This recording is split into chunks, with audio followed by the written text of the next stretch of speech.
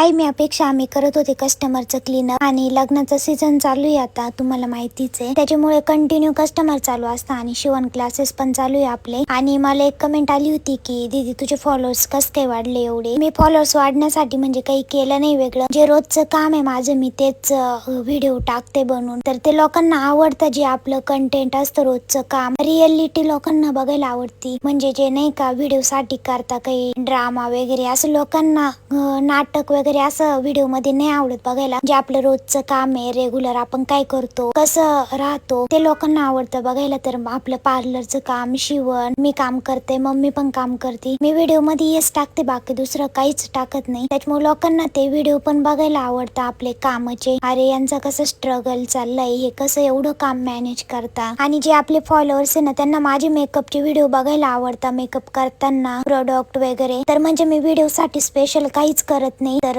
जे आपले फॉलोअर्सला आवडतं ते मी व्हिडिओ बनवते आणि पोस्ट करते. आणि तुम्हाला पण माझे व्हिडिओ बघायला आवडतं का नक्की कमेंट करून सांगा.